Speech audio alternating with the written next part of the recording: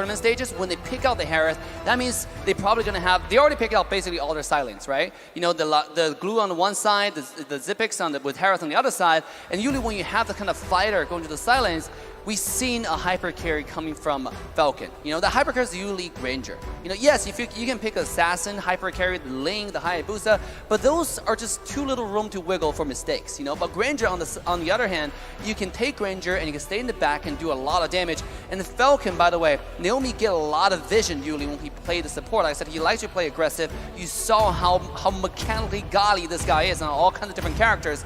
So Granger this game makes a lot of sense, and that's why I said it. But is it this early prioritized? I don't know. I think the biggest problem I felt from the side of Falcon is that, yes, they pick up the Granger. I think that's, well, that's nice and dandy. But what I would like to see is the real world manipulation. You know, the edge of that box is used to stun so that can land down the ultimate as well. Because if you notice from the side of Falcon right now, they don't really have this Omega big AoE lockdown. Whereas for the side of, you know, a Incendio, right? They do have definitely the Vendetta will be bringing in the Petrify. There's also this massive slow field coming out from the Estes. There's also that slow coming out from that carry. Something also very interesting is that Falcon banned away the Hayabusa. I think it's more of a knee-jerk reaction. Farsa is super wide open for the side of Incendio to pick up right now. It's also open for Falcon to pick up, right? It can be a choice for them. They can go for something. Okay, they go for something a bit safer with Lilia, but this just gives Incendio the chance to pick up. Another Rosa hero for Rosa. That's 31. This man's on a mission, man. 31. Incendio need a jungler unless the Benedetta was a flex towards the jungle. Oh, there you go. You can already see it. They're going to go for it again. They want to go for the dive. Up against the Granger, though. I actually really like the Granger matchup up against Leomord. Good kite, right? Yeah, yeah. And on top of that, Falcon, you know, I'm thinking at this point, if they want to go for this front to back composition, a roamer that can suit well, they're going to lack a lot of initiation with Valir. How about Chow? You know, Chow? Yeah, Chow's really good, right? Remember, Franco's still available on the table, and with the Leomord, they can easily lock him down for Kufra to do free damage. Kufra will be really good as well. Will completely counterweight TNZ on the Leo, right, to make sure he doesn't dash away. And the Benedetta, obviously, and Naomi play a nasty, nasty Kufra. Speaking of that, he's gonna go with Lolita. I don't really like this Lolita pick. Same. I feel like the Kufra is a lot better. The bouncing ball is a lot easier to execute. But I also understand what Falcon needs, something to point and click stun, especially on the Leoma that's jumping all the way in. But I feel like this is arguably the best in slot for Falcon. But I think the Kufra is a lot better. The bouncing ball should be something that's a lot easier to handle. I don't know what to feel about this as we're going to go into potentially the final game of the day from the side of Falcon. I love the Lilia pick now, right? Because again, they have a very weak weak jungler here. They're gonna have to get a lot of mid control, and with the Lilia pick, that's exactly what they get. Mid control gonna be in favor of the Burmese here, and we'll see based on the drafts, because the Granger is gonna be the key factor if they win or even if they lose. And ladies and gentlemen, this game stake cannot be any higher. In the crowd, let me hear your support for your team. Ladies and gentlemen, we're going to go into the final game, potentially, for the side of Falcon. Incendio has been reigning supreme for the past 2 games in a row. Looking to replicate that once again in game number 4. Okay, let's take a look at it again, right? Ken, does he go for a killing spree? I do believe he, yeah. Okay, it's a killing spree emblem for Ken. Again, just very standard emblems here for both of the teams, you can already see. But Yellow Flash is still opting to go for the sprint on that glue. No flicker, not even the vengeance that, you know, we usually see. So Justin also is opting to go for that sprint. Oh, the wombo combo. Here we go, again. Kagura might be in trouble. And sure enough, the first blood going to Falcon. This is the 4th game in a row. Okay, some struggle signs, fight life signs happening for the side of Falcon. That is a good kill given over to Ken, and that's the power of the Granger in the early game. But when you go towards the later part of the game, the Rosa will definitely have enough items to burst down any single target from the side of Falcon, and it's so much easier for TNZ to follow up with the Phantom Steed. That's going to be really tough, I agree, right? Who can actually get to the Granger? It's just the Kagura that I can really think of, and the Benedetta technically with the final blow, right? Oh, here we go. The stun comes in into the skill 1, and this is the Ken. Finding death, Tsunada, and finding another kill into the jungler of Incendio. Falcon fights back in game 4. threading the needle. Good positioning by Ken to find that Death Sonata just in between of the members there. And you can see already they're trying to put Ken into a position where he can get the most gold here. Already taking a few hits on to the turret gold and even picking up that gold buff. So the snowball is already ready for Falcon right now. 1,000 gold lead and 2 kills onto Granger. That's a very early game gold lead, right? And not only just that, it is also Yellow Flash doing a tremendous job in making sure that someone stays still for Ken to land that ultimate. So remember what I said, I need Falcon to have a hard CC.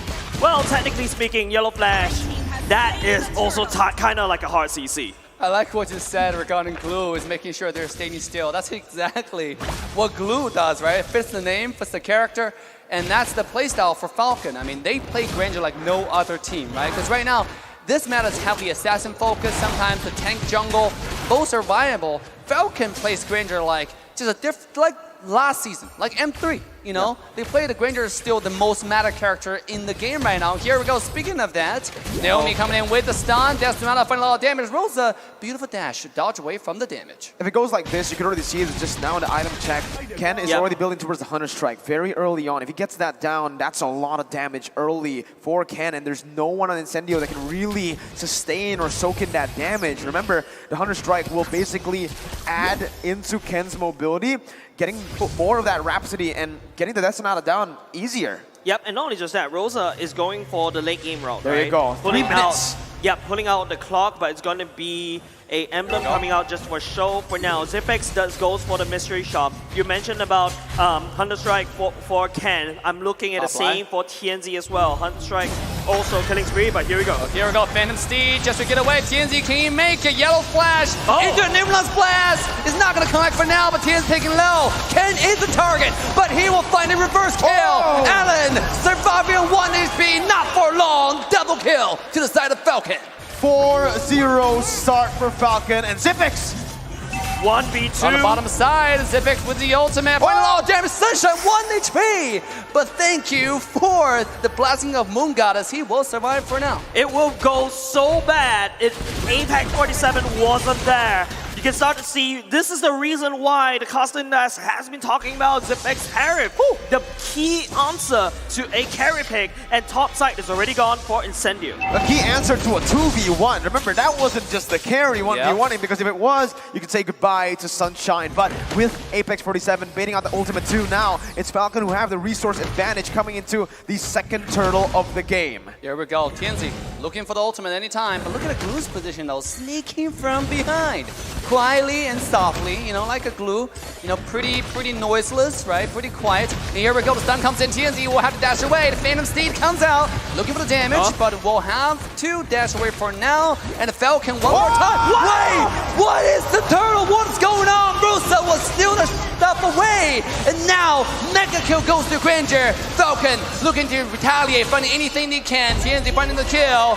He will get the kill onto Naomi and equalize the fight, but at the same time, what a beautiful steal coming from Rosa. Hippity hoppity, you are my property. It's not only applying to TNC, it's also applying to Rosa. What a crazy steal coming up from Incendio. Oh, that was, I don't know what, I guess that was stellar, right? Oh my goodness gracious, what a steal. TNZ though, he is still the Lord Slayer. Rosa stole that one earlier, but rank number 1 and the highest Lord secured in M4 is TNZ with his incredible retribution. Rosa might follow through with that stat department though. Yeah, one Lord for Rosa, but I mean, the biggest question is, among these 14, how many are stolen? Oh, here we go. Nuance Blast. TNZ found himself in trouble, but a flicker this time, and TNZ will have to dash away. With 1 HP, he's able to get to safety. What a beautiful mechanic, and a little bit of miscalculation from Naomi on the flicker. Uh-oh, misplays happening left and right. That's gonna definitely impact the confidence coming in. And you can see Falcon, I think if they were able to get the turtle and a few more kills on the board just now in that turtle fight, you would actually see Ken go for more damage instead of going for the brute force breastplate in the second item. Sure, it's still really good here. It gets some more defense, plus also that movement speed, but at this point with 4-0, let's see. I think he should have gone for more damage. I feel like this is not the final fall for the side Incendio. If you notice, Apex 47 has been babysitting Sunshine most of the time at the bottom lane. Another thing to also note is that Rosa is picking up the clock. Rosa is gonna slowly scale with the clock's destiny as time goes by. Falcon, on the other hand, Their time is a little bit short. Elaine. Yes, there's a Zipix at the last game, but Tianzi, One more time, jumping in onto Naomi, who's taking very low, but here comes retaliation though. Numerous Blast will go wide for now. And now Zipix finding his way into the team fight. Damage is in. Ken looking for the Death Tsunada, connecting one, but not the other two. And now Falcon looking to get away as Alien makes his entrance into the team fight. Yellow Flash on himself, isolated by the entire team. And Falcon now making a move onto the turtle. All ultimates gone. My goodness, that was a brilliant fight with both teams disengaging. Falcon, though, will have a bit more pressure to play with around the turtle, starting it up first here. So Incendio needs to find a proper response. They need to be able to get that gap closer down towards Ken. If Ken is in that backline free hitting, it should be Falcon who wins. Yeah, here we go. Look at that. Ken pulling the turtle away. But Alien, look at this position, and Rosa on the side. They're looking to flank the backline at any time. This is double trouble we're talking about. Speaking of double trouble, here's TNZ coming in with the ultimate one more time. But yet, it's just a trade-off of skills. There's no casualty just yet, but Naomi's HP is worrisome. ultimates are coming back up online already. It's going to be Falcon Here we as go. well. Oh, but here we go. They need to come into this The fight. mask, and this is a full Falcon diving in. They find kill number one at Apex 47, who had nowhere to go. As Alien on the run, he will get away, but a turtle cannot, as Falcon will take this objective. Beautiful execution by Falcon, baiting out that Phantom Steed first, looking to go for a team fight there, but it's all just a bait to bait out the resources. Ken, with no resources available from Incendio to actually dive into the back line, can get that Death Sonata easy. And that's the thing about Falcon's composition here. Ken doesn't even need to be close to the fight. All he needs to do is pop the Death Sonata from afar, and he does enough damage to zone Incendio away. If he targets it perfectly, he might even be able to assassinate some targets. And now you can see, carry, sure, corrosion sign and that golden snap, but when you're being outranged this much and you're out-sustained by a Herod that can just constantly be in your face while not taking damage, the carry really struggles. Not only just that, brute force breastplate already built in for the side of this Granger. Need to prioritize on those defenses that here we result go. is the damage stun go down. One more time, TNZ jumping in. Naomi is the target. He will be taken down first. Yellow flash. As now Incendio fighting back. With Guangzhou, Death Tsunada connecting onto TNZ, who's taken down to one shred of health. Alien jumping in, but himself alone, and he will be quickly eliminated from the map. This is a 1v1 trade so far, and Falcon will move back to their side of the jungle. I take any EXP laner for my Roamer any day. Not that, Roamer's life don't matter, but your sacrifice is valiant. Very value. 0-2-0 Alien though, in terms of gold, not too value, but in terms of pressure on the map and getting Yellow Flash to a point where he's going to be ahead of Alien, very, very value. Now, Incendio, I think you're really starting to see that mid-game power spike for Apex 47. He's getting a lot of the healing done and sometimes even out-healing the damage coming from Falcon. So this is where Falcon really needs to allocate their damage properly. If they don't target the right targets... Bottom side, Solo kill! the one-on-one! And Falcon take down the Supreme! Beautiful job from the Granger. Revenge from game 2. I feel like Falcon finally realized the way to counter the Leomord is in that Granger. Whenever that Leomord is charging towards you, he has to run in a straight line, and that's where you can land all your Rhapsody. You can land down, and that's MSC emotes. You can also land down your Death Sonata as well. It's going so well for Falcon, but at the same time, Falcon is on a timer. They need to end the game very quickly, and they know it. They're taking down turrets for now, and they're taking the First Lord. Incendio is really struggling to find, a proper engage to lock down that back line because of how good Falcon's front to back really is. You can see here, TNC gets the Retribution down, secures the purple buff. But with the Lord marching, Falcon just wanted to actually, bait out the Retribution, use it to siege more turrets here. Alien's doing a very good job at actually clearing out that top lane. And Falcon, they're forced to group up with the team. That's how the composition is made for, right? What the composition was made for. Guys, I haven't said Necklace of Durance for a long time. One more time. It is, the Death Tsunada connecting. As devastation, disaster still for the side of Incendio. Falcon take the tower and kill as dessert. Good wave manipulation. Now it's a slow push in that bottom lane. Bottom Yellow Flash side. jumping in. Yellow Flash finding a split. Is it going to jump in? Not yet. The objective's pretty clear. They got a bottom high ground tower. And now it's Ken finding the poke, just a little bit of naughty in the base before they move on to the second high ground tower. The first one's already gone down. Falcon is controlling this map. I like the fact that Ken, usually when he plays his Granger, he uses the Detonata to just poke as well, right? Not just dealing damage, but here in this case, there's no reason to poke with the SS on the enemy team. He holds on to that to actually execute the enemy members when they get back towards Apex 47, which is brilliant. I think the most important thing about from side Falcon, yes, that's a concealed play by Naomi, trying to look for some form of pickup right there. The mid lane turret is slowly crashing in. Yellow flash, creating a lot of space for Falcon to basically allow them to take the mid lane, but same thing. I like the itemization coming up from Justin, but Rienzi. This is brutal. Tienzi jumping in, found himself on the glue, but you know, that's not a target you really want to go to, and Tienzi was like, ew, this is too ugly. He walked away. So I like that, right? He just looks at glue, nah, you're ugly. I'm gonna run back on my horse to get away as fast as possible, man. But this composition for Falcon, it's built to siege. You can see so much zoning, so much range. Incendio, how do they even look for a fight here? The poke comes in. The Death Tunata comes out, just a little bit of damage. Alien found himself isolated, has to dash away, but the last remaining tower will be taken out. Falcon looking to end the game and take us to game 5. Here we go. A little bit more poke. All right, they back away. I feel like Falcon is not respecting the damage coming out from Rosa. Usually in my ranked games, I don't know. I don't know whether to compare my ranked games and M4, but usually when you see a Kagura Umbrella, you stay the hell away from it. But Falcon, they ignore it. They know the Rosa doesn't really have that much damage as of now, and they're taking advantage of that. Exactly, I'll tell you why. It's just no damage, because if you look at the itemization from Falcon, there's not even a lot of magical defense, right? There's just one Athena there for Naomi, but if you look at the Kakura, just no damage. Genius Wand and the Clock of Destiny is all he has. Yeah, no damage gaming is not the word I want to describe Team Falcon. They're packed with damage. Alien will have to get away, but Yellow Flash in the front, split. Can't quite find the target just yet. And now they will move away, but remember, the Enhanced Lord is already born onto the Land of Dawn. It's Falcon making the move. Lots of ultimates already being expended by both of these two teams. Falcon does have the Lord advantage for now. This is going to be how Apex Zipix standing down. Oh, here we go.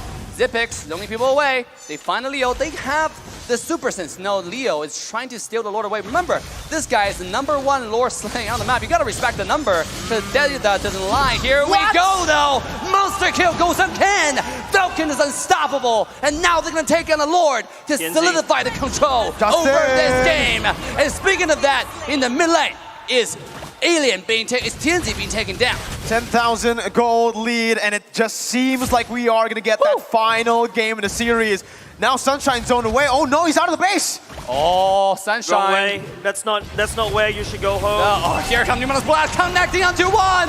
The Death Tsunada will find the kill. As Falcon claim the base. Ladies and gentlemen, we're going to a game 5. Well, ladies and gentlemen, the fans asked for it. We're going to go into game number 5. It is Incendio pulling out the Ube strat, which Falcon extremely knows how to handle. And surprisingly, they're allowing Falcon to just take it away. What an incredible draft from Falcon Esports in game number 4. We saw an incredible draft from